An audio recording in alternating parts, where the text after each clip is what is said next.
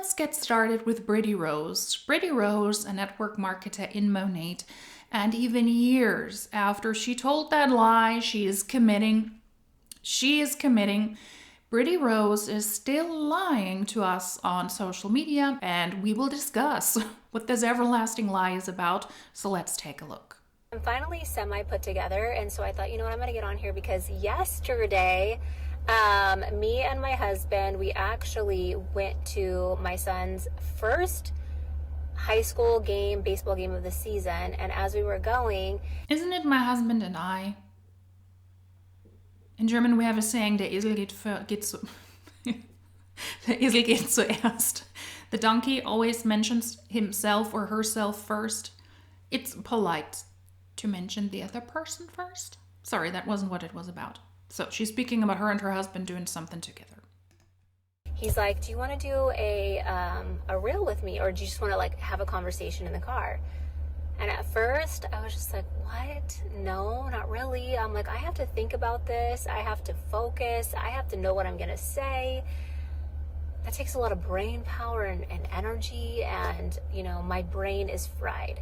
Hence my little vibration watch. Someone was asking me, what is this? This is a vibration watch that my mom actually let me borrow. I don't know if it even works, but I just wear it when I feel like I need something. And it does all these cool things. It does, well, it's supposed to, so we'll see. It does like emotional like vibration. So if you're feeling stressed or overwhelmed or you need calm, needless to say, this does a lot of little cool things. So, but the reason I'm bringing this up is because yesterday I was like, no, I don't want to do this. I feel like my brain is fried, but whatever. So he puts on the camera. Genuine question, do you believe in that? Because I don't. There's a network marketing company as well, a German one, or the founder is German. They work on exactly that. I would call it a scam. It's not vibrating, but it sends certain frequencies that are supposed to heal everything. Fungus, heart diseases, cancer. They can also cure your pets. Not joking, they have a pet program. I don't believe in that kind of stuff. I don't. A vibration watch. Nah. And he just asked me a simple question of what has been a miracle that you've experienced in your life, or what has been one of the biggest miracles that you've experienced in your life. And at first I'm thinking, well, I don't know. I mean, I feel like I experience miracles every day, and they're all from big to little to the tiniest dumb things that I care about, but the Lord answers those prayers. And I know so specifically that I'm like, oh my gosh, thank you, Lord. And it could be little, but they're constant all throughout my life. But he was like, no, give me a good one. I'm like, okay. So I had shared that I really believe that one of the biggest miracles has been his transformation after retiring from the fire department. But not just the fact that he was able to retire from the fire department, but what came after that. And I think that the Lord has literally been working in his heart over the last X amount of years from walking away. And the man he is today is not the man he was when he signed his last day on the job. And that is the big lie that she is telling us, and that she told us ever since the pandemic hit, that if she was able to retire her husband or her husband retired. You don't retire, okay? You don't retire when you're in your 30s or 40s unless you have some sort of physical ailments, insurance, all of that stuff. He didn't retire, and she didn't retire him. But that's a lie she continues to say, continues to tell everybody. And it is, simply not true. That's why I call it a lie. Her husband worked as a firefighter in Los Angeles, and he pretty much had to retire because during the pandemic it was obligatory to get the COVID vaccination as a firefighter, and if you didn't get that, you were kicked out of your job or you had to leave. And apparently he decided to leave before he was kicked out because he didn't want to get the necessary vaccine. And ever since that happened, she pushed through with that narrative that she was able to retire her husband thanks to Monat. Now during COVID, Monat exploded. There were so many desperate people who were afraid of their physical health, of their mental health, of their financial health, that they actually thought that network marketing was a safe place. And among other companies, Monat also blew up. People joined left and right. And also she was able to benefit and grow a big team. I do believe that that team is now shrinking as we speak, as is true for all network marketing companies, as is true for network marketing as a business opportunity being pulled into the limelight and people sharing information, why it's actually a rather destructive industry. Her team, I believe, is also shrinking because people are leaving network marketing and also Monat, but she continues with that story. This wasn't a miracle and this wasn't a sign from God. It was two people making a very conscious decision that, number one, her husband didn't want to get a medical treatment, a vaccination that was necessary to continue to work in his job, and she at that time apparently made a good amount of money so that she was able to afford a lifestyle where she is the sole income earner. Her husband is working as well now. He's doing other things. He's just not working as a firefighter anymore. And he's also included in their children's education, which he apparently does for free. But he does other things. So he is not retired. But for whatever reason, we got to keep this charade up. And she continues to tell people that it's this miracle that she was able to get her husband home and her husband was able to leave a job he apparently loved, something that was apparently his dream job. And I was sharing that with him because you don't realize that one decision can change the entire trajectory of your life. You know, we talk about like the rock that creates the ripple, right? It might be one thing that you do that creates this ripple effect that kind of changes everything for your future. And I've seen that there's been many rocks that have created many ripples in my life. And the first one being the fact that I said yes to selling shampoo. And that rock created this ripple effect within my life, within our family's life, financially, to allow him to be able to choose if he truly to even be able to choose if he wanted to step away from that career or not. And eventually, after the Lord worked on his heart for a good few years, because I would tell him, just quit your job, come home, be home with us, you don't need to be working there anymore. And he held on to that. He was so attached to his job. He had worked so hard for it. And I get it. I get that when you pour everything into something and it's your passion and you put so much effort and emphasis into something, you almost start to kind of like build it up like it's like he was putting that job on a pedestal. It was validating him. It was giving him his purpose. And it's almost like that was his identity, right? But when he was able to let go of that and say, okay, I'm going to come home, that is when the Lord really, truly grabbed hold of his heart. There are so many things to unpack already. She wasn't able to make a substantial income in Monat because she sold shampoo. She predominantly recruits people and is able to benefit off of the efforts of the people on her team. And I believe her team is also ever shrinking because Monat is failing. People are leaving Monat and a few people are able to hold on to a somewhat decent income, but also their paychecks are crumbling. Month by month by month, we see that in the top income earners. We see with the amount of money they claim they make. Always take that, of course, with a grain of salt. But still, their paychecks are crumbling. Monat sales is crumbling. Their recruitment numbers are going down. So it's a tough industry. It's a tough business to be in right now. So not selling shampoo, recruiting people. And what I really, really dislike about this narrative of women in network marketing who want to retire their husbands, who are allegedly in their dream jobs, a job they poured so much into, they worked hard for, they loved. I mean, don't put a job on a pedestal. I think it is fabulous if you like your job. I like my job. I don't like my circumstances every single day. There are things that are annoying that I have to do in my job, but I like my job. And I also worked really hard to end up where I am at. And I took a couple of detours because being in compliance and in youth protection in the media industry was not my goal from the get-go. I was always interested in the media industry and I worked in different fields that helped me to become the best compliance person and media expert I can be today. So I completely get that. You got to listen to the things around you. You got to test out certain things. You got to get inspiration. And I am super, super grateful and happy, but I wouldn't necessarily put my job on a pedestal. It is something I enjoy doing. I love my colleagues. I like the work I do, but it's a job. But why would you approach your partner? Or why, if my partner said, hey, quit your job. I'm like, why?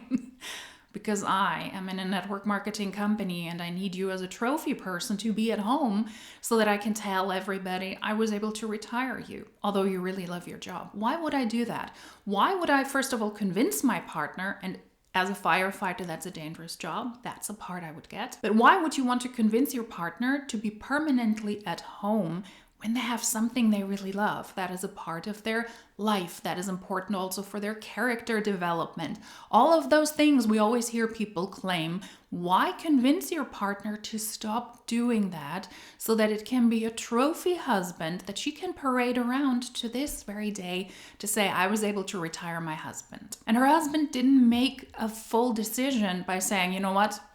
I'm going to leave my job because it's time. He was forced to. He very likely wouldn't have quit the job if it wasn't necessary for him to get the proper vaccination. But that story, I guess, doesn't sound as sexy as the Lord opened so many doors thanks to monat and I was able to retire my husband. Although she hasn't said retire before. She hasn't retired him, so that like he quit.